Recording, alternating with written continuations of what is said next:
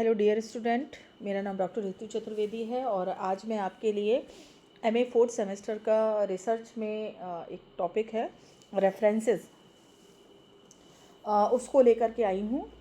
आपके लिए जानना ज़रूरी है कि रेफरेंसेस क्या होते हैं और कितने प्रकार के होते हैं और कहाँ लगते हैं।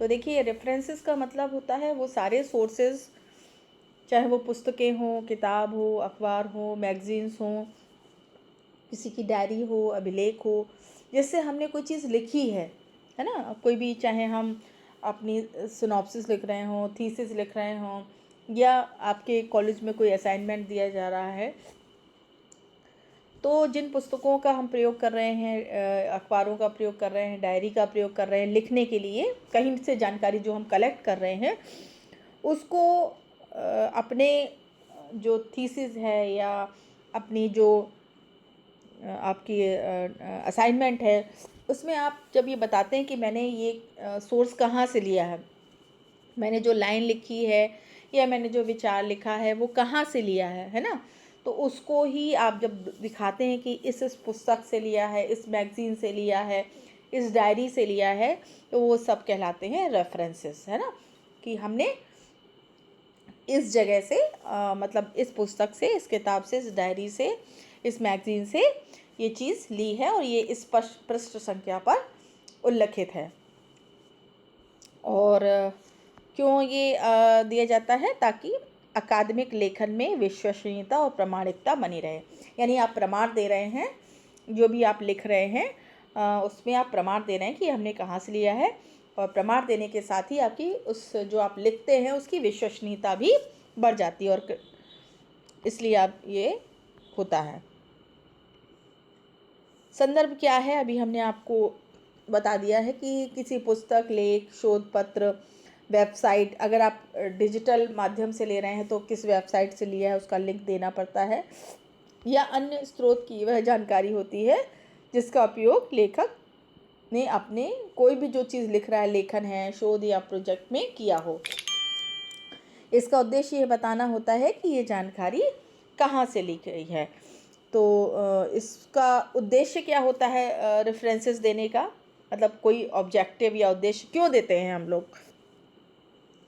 तो जो जो हमने सोर्स लिया है, जहाँ से भी लिया है, उस लेखक को, यानी जो मूल ओरिजिनल लेखक होगा ना, जिसकी पुस्तक से हमने लिया है, उसके कार्य को हम सम्मान देते हैं कि भाई देखिए इसने ये लिखा है, इसको सम्मान दे रहे हैं, उसका नाम लिख करके अपनी किताब में हम, ठीक है। दूसरा, विश्वसनीयता बढ़ जाती है इससे। पाठक को, यानी पढ़ने वाले को, ये विश्वास हो जाता है कि जानकारी सही जगहों से लाई गई है या प्रामाणिक स्रोतों पर आधारित है। दूसरा, आप साहित्यिक चोरी यानी प्लेगरिज्म से बच जाते हैं। देखिए, इंग्लिश में इसको प्लेगरिज्म कहते हैं और हिंदी में इसको साहित्यिक चोरी कहते हैं। इसका मतलब होता है किसी और की सामग्री को अपना बताने की गलती।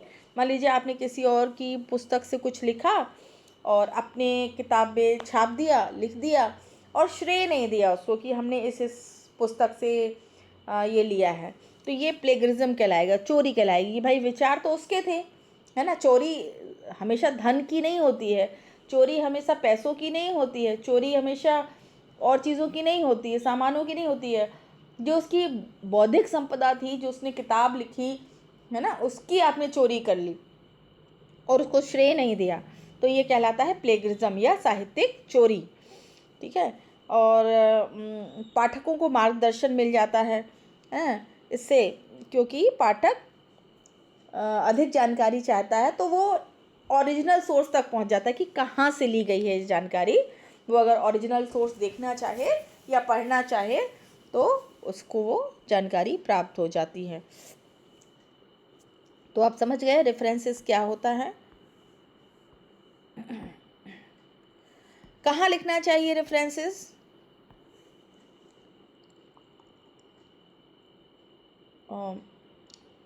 देखिए, रेफरेंसेस जो है,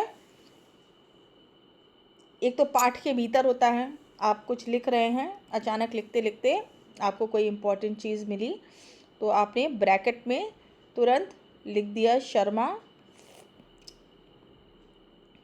है ना, और पृष्ठ संख्या, सिर्फ इतना।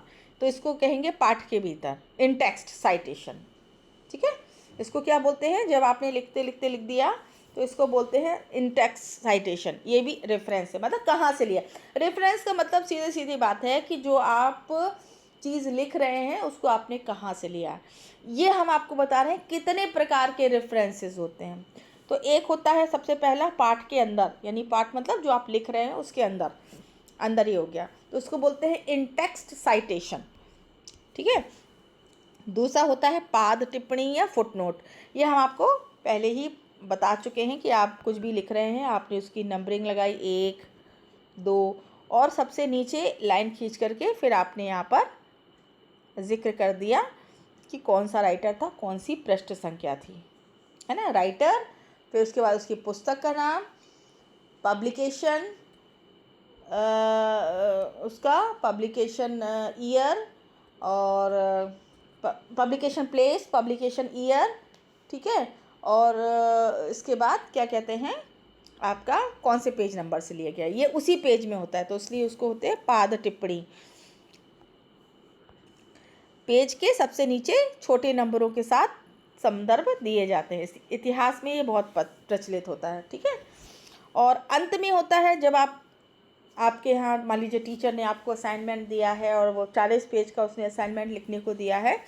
जब ये 40 पेज कंप्लीट हो जाते हैं तो सबसे लास्ट पेज में फिर आप लिखेंगे ये सारे रेफरेंसेस, यानी राइटर्स के नाम, उसको बिब्लियोग्राफी भी कहा जाता है। और सबसे आखिरी पेज पे होता है सारे सोर्सेज की एक पूरी सूची बनाई जाती है और वर्णाक्रम में दी जाती है, यानी अल्फ़ाबेटिकली। मान लीजिए किसी राइटर का नाम सदाशिव अल्टेकर है, तो ए नाम का व्यक्ति पहले आएगा, अल्टेकर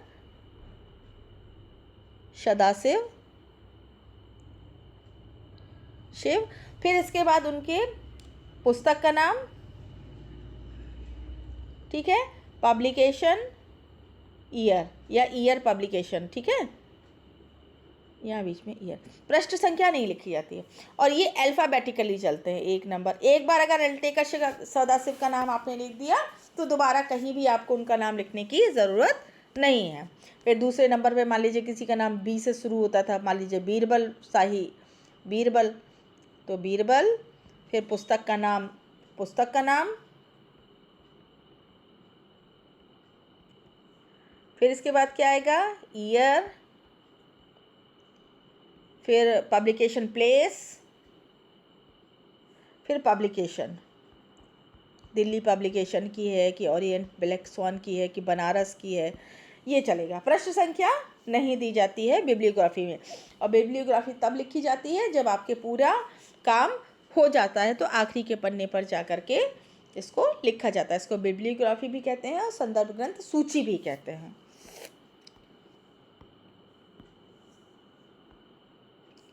प्रमुख शैलियाँ देखिए, रेफरेंसेस लिखने की 3 प्रमुख शैलियाँ हैं आपकी।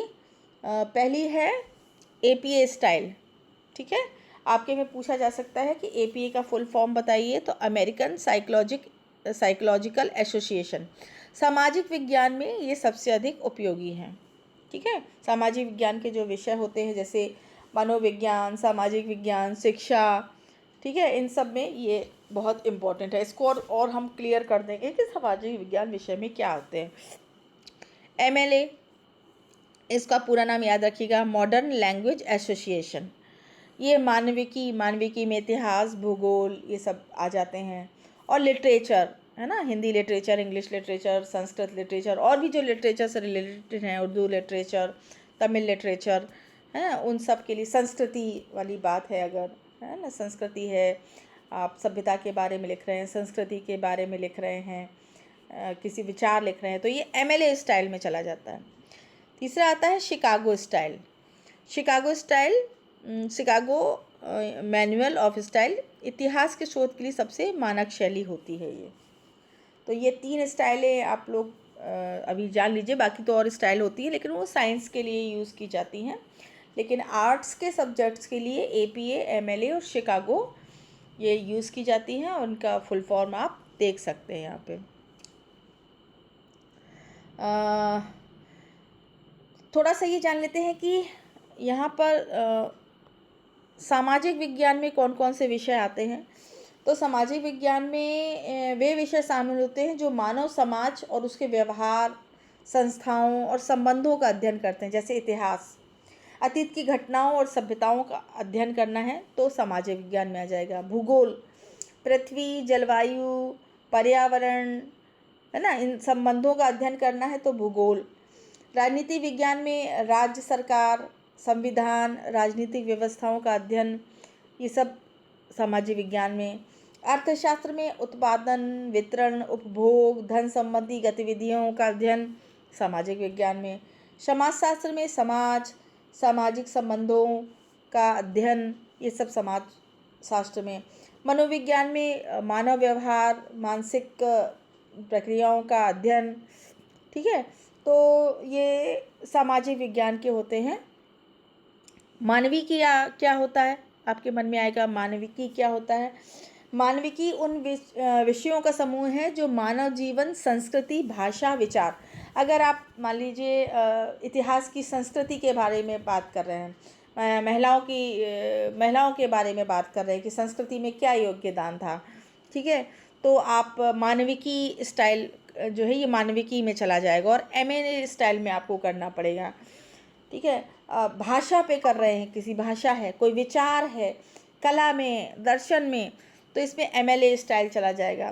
तो इतिहास भी MLA स्टाइल में आएगा। तो इतिहास में मानव सभ्यता और अतीत की घटनाओं का जो अध्ययन करेंगे हम, अतीत में जो घटनाएं घटी, ठीक है, उसका अगर हम अध्ययन करते हैं, उस पर कोई टॉपिक लेते हैं तो MLA स्टाइल पे होगा। कोई किसी भाषा पे कर रहे हैं, संस्कृत भाषा पे कर रहे हैं, है ना, कोई साहित्यिक कृतियाँ मान लो प्राचीन भारत में लिखी गए या प्राचीन भारत में रामायण पे कर रहे हैं, महाभारत पे कर रहे हैं, तो हमें MLA स्टाइल चूज़ करना पड़ेगा। प्राचीन भारतीय शिक्षा के बारे में कर रहे हैं तो हमें MLA स्टाइल में करना पड़ेगा। चित्रकला, मूर्तिकला, संगीत, नृत्य आदि का अगर हम अध्ययन कर रहे हैं तो हमें मानविकी सब्जेक्ट में आएगा, वो मानविकी में आएगा। धर्म के बारे में लिख रहे हैं या धर्म के विचारों के बारे में लिख रहे हैं, बौद्ध धर्म, जैन धर्म, है ना, तो ये मानविकी शैली चलेगी इसमें। पुरातत्व के बारे में, प्राचीन अवशेषों और सभ्यताओं का अगर अध्ययन कर रहे हैं हम, जैसे सिंधु घाटी सभ्यता है, और भी पुरानी सभ्यता है, हड़प्पा सभ्यता, मेसोपोटामिया की सभ्यता, इनके बारे में कर रहे हैं तो मानविकी में चला जाएगा। नाटक और रंगमंच से संबंधित कोई हम कुछ कर रहे हैं, है ना, थिएटर यानी ड्रामा, तो वो किस में चला जाएगा? MLA स्टाइल में। तो यही होता है। और शिकागो स्टाइल तो पूरी तरीके से इतिहास के लिए रिलेटिव ही है।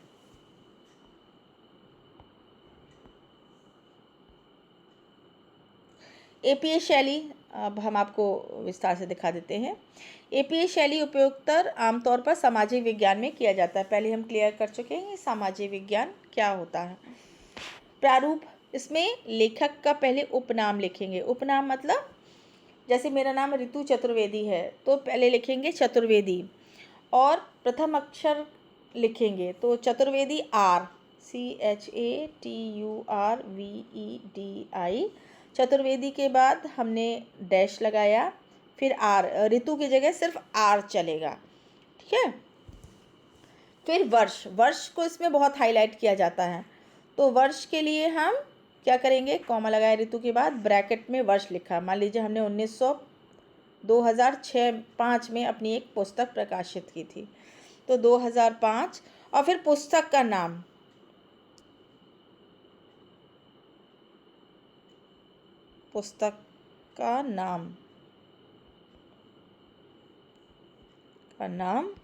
और फिर प्रकाशन, कहाँ से प्रकाशित कराया, ये चीज़ें चलती हैं APA शैली में। पहले हमको उपनाम, फिर प्रथम अक्षर, फिर ब्रैकेट में वर्ष, फिर पुस्तक का शीर्षक या टाइटल, है ना, पुस्तक का नाम, और फिर कहाँ से छपवाया है, ठीक है। ये APA शैली में होता है।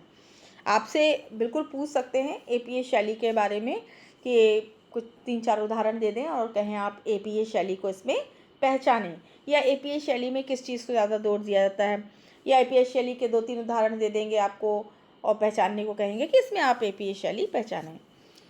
मुख्य विशेषता क्या होती है इसमें? वर्ष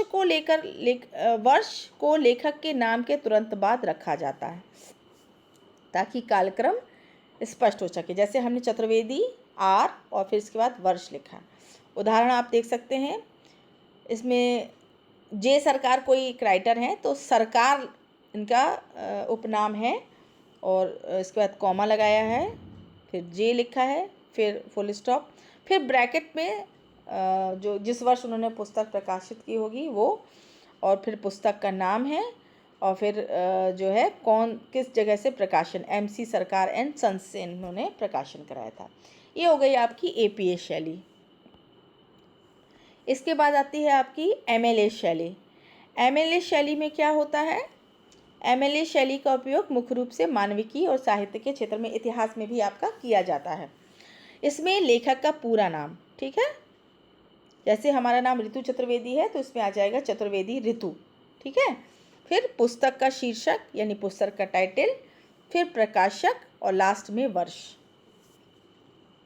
यह शैली संक्षिप्त होती है और साहित्य आधारित ऐतिहासिक शोध में बहुत उपयोगी है। देखिए उदाहरण देख लीजिए। रोमिला थापर एक मशहूर इतिहास लेखिका हैं, तो पहले लिखा थापर, फिर रोमिला, फिर उनकी किताब का नाम, जैसे कि हमने बताया था पुस्तक का शीर्षक फ्रॉम, ये पब्लिकेशन है इनका पेंगुइन बुक से इन्होंने पब्लिश कराई है, और सबसे लास्ट में वर्ष। बात समझ में आ गई? ये अंतर होता है। पहले आपने APA में देख लिया, फिर MLA में देख लिया। अब हम लोग शिकागो में देखते हैं। शिकागो शैली खास तौर से इसमें लेखक का पूरा नाम आता है। जैसे हमारा नाम ऋतु चतुर्वेदी है तो ऋतु चतुर्वेदी लिखेंगे। इसमें चंद्रा विपिन लिखा है, आप वैसे भी लिख सकते हैं, वैसे भी लिख सकते हैं, दोनों चीज़ें चलेंगी, है ना। पहले चतुर्वेदी ऋतु भी लिख सकते हैं, ऋतु चतुर्वेदी भी लिख सकते हैं। शिकागो शैली इतिहास के शोध के लिए सबसे मानक और पसंदीदा शैली है, जो अपने विस्तृत पाद टिप्पणियों के लिए, पाद टिप्पणियों यानी फुटनोट, यानी आप जो फुटनोट लिखते हैं, ठीक है, इतिहास के स्टूडेंट याद रखें, जो आप इतिहास का काम कर रहे हैं और जो फुटनोट लिखते हैं, यानी कि हर पेज के नीचे जो आप एक फुटनोट लिखते हैं ना, 1 2 3 4 करके लिखते हैं, उसमें शिकागो शैली ही चलती है। फुटनोट के लिए शिकागो शैली ही चलेगी। इसमें आप लेखक का नाम लिखेंगे पहले, फिर पुस्तक का शीर्षक, ठीक है, शहर, प्रकाशन और वर्ष। इसमें फुटनोट का उपयोग होता है जो इतिहास विषयों के लिए आदर्श है। तो आप देख लीजिए, चंद्रा विपिन इनका नाम है ऊपर, फिर इन्होंने अपनी पुस्तक का नाम लिखा है, किस जगह से प्रकाशित हुई है और प्रकाशन का क्या है, और किस वर्ष ये प्रकाशित हुई है। अगर आप फुटनोट में यूज़ कर रहे हैं तो पृष्ठ संख्या देनी पड़ेगी आपको, ठीक है, सिर्फ चंद्रा विपिन और इनकी किताब का नाम लिखते हुए पृष्ठ संख्या। लेकिन अगर आप सबसे लास्ट में जा रहे हैं रेफरेंसेस में, तो फिर आपको इस तरीके से देना पड़ेगा।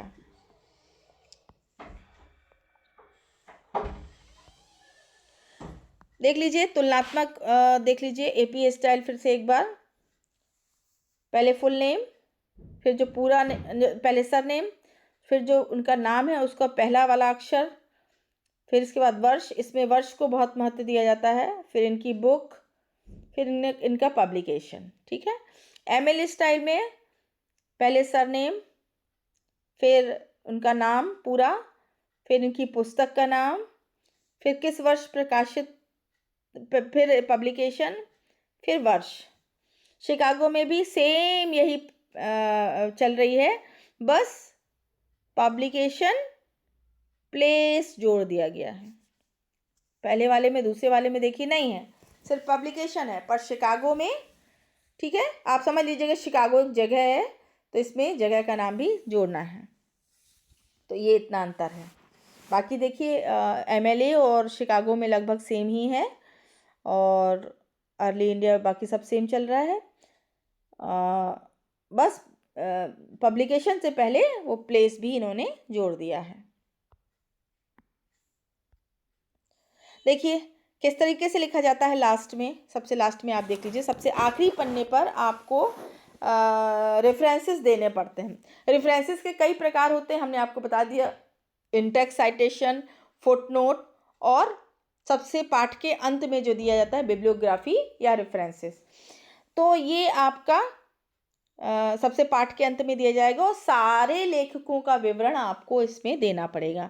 जितनी भी आपने अपने थीसिस में बिब्लियोग्राफी आपने जो पुस्तक लिखी है या आपने जो रिसर्च की है या आपने जो सिनॉप्सिस लिखी है या आपके यहाँ कुछ रिसर्च प्रोजेक्ट लिखने को दिया गया है, उसमें जितने भी राइटर यूज़ हुए हैं सबका नाम, उनकी पुस्तक का नाम, पब्लिकेशन और किस वर्ष प्रकाशित हुई है, पृष्ठ संख्या नहीं जाएगा उसमें, वो आपको सबसे पेज में पीछे जब होता है उसमें रेफरेंसेस होते हैं, रेफरेंस लिखेंगे और फिर आप जो है यहाँ लिखेंगे रेफरेंसेस,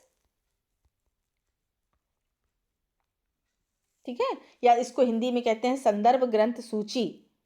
कहाँ से लिया है? संदर्भ ग्रंथ सूची, हिंदी में ये भी कहते हैं, ठीक है। इसको लिखेंगे और देखिए ये अल्फ़ाबेटिकली चलता है, पहले बी आ रहा है, फिर सी आया है, फिर डी आया है, E G H M S S T, तो इनको हमें अल्फ़ाबेटिकली लिखना पड़ेगा। भले ही और एक राइटर का नाम एक ही बार आएगा, ठीक है, भले ही आपकी उस पुस्तक लिखने में, उस डिसर्टेशन लिखने में वो राइटर 50 बार यूज़ हुआ हो, लेकिन जब आप संदर्भ ग्रंथ सूची लिखेंगे जब से लास्ट में, तो एक ही बार लिखेंगे और अल्फ़ाबेटिकली कि उस, मान लीजिए मेरा नाम ऋतु चतुर्वेदी, तो चतुर्वेदी ऋतु से आप शुरू करेंगे तो सी कितने नंबर पे आएगा? तीसरे चौथे नंबर पे आएगा, 5वें नंबर पे आएगा, 10वें नंबर पे आएगा।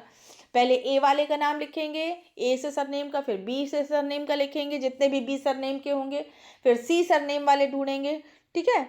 तो ऐसे आप लिखेंगे। ये होते हैं रेफरेंसेस लिखने का तरीका। ये शिकागो स्टाइल में है। एमएलए स्टाइल में हम लोग देख लेते हैं, वही चीज़ है, कोई मुझे अंतर तो नहीं दिख रहा है। शिकागो स्टाइल में पहले उनका नाम, फिर पूरा नाम, फिर बुक का नाम और पब्लिकेशन और ईयर। हाँ, इसमें भी सेम वही चीज़ है, कोई अंतर नहीं है, ठीक है ना। पृष्ठ नहीं लिखा जाता इसमें, किस पन्ने पर है, ये सब नहीं। एमएलए स्टाइल भी सेम वही रहती है। तो निष्कर्ष क्या है? निष्कर्ष देख लीजिए कि क्या निष्कर्ष निकलता है। इतिहास लेखन में संदर्भ केवल औपचारिकता नहीं होती है, बल्कि ये आप जो भी काम कर रहे हैं, बुक लिख रहे हैं, रिसर्च कर रहे हैं, उसकी प्रामाणिकता को बढ़ाता है और आपकी ईमानदारी को भी दिखाता है कि आपने अगर कोई चीज़ ली है तो उसका आप पालन करें। हमेशा अपनी यूनिवर्सिटी द्वारा सुझाई गई शैली का पालन करें। देखिए, कई बार आप रिसर्च लिखते हैं तो आपका टीचर आपसे कह सकता है कि आप जो भी या आपकी यूनिवर्सिटी जहाँ आप पीएचडी कर रहे हैं, तो वो आपको बताएंगे कि आपको शिकागो पैटर्न में करना है कि एमएलए पैटर्न पे आपको लिखना है, ठीक है। तो उसी शैली का आप यूज़ कीजिएगा। संदर्भों को हमेशा वर्णानुक्रम यानी अल्फ़ाबेट ऑर्डर में व्यवस्थित करें, पहले ए, फिर बी, फिर सी, फिर डी, है ना, इस तरीके से आएगा। सटीक संदर्भ आपको साहित्यिक चोरी यानी प्लेगरिज्म के आरोपों से बचाते हैं, यानी कि आप पर ये इल्ज़ाम नहीं लगेगा कि आपने किसी और का काम लिया है लेकिन उस काम को आपने उस व्यक्ति को श्रेय नहीं दिया, उसका काम आपने चुरा लिया है। तो इस प्रकार से आपका बचाव हो जाएगा और आपका काम अच्छा माना जाएगा, आपका काम प्रामाणिक माना जाएगा। तो इतिहास इस सोर्सेस का खेल है, माने अगर आपको स्रोत मिलेंगे, सोर्स मिलेंगे, तभी आप लिख पाएंगे। और संदर्भ उन स्रोतों का पता है और रेफरेंसेस बताते हैं कि आपने कोई चीज़ कहाँ से ली है। तो इस प्रकार ये चैप्टर यहीं समाप्त होता है।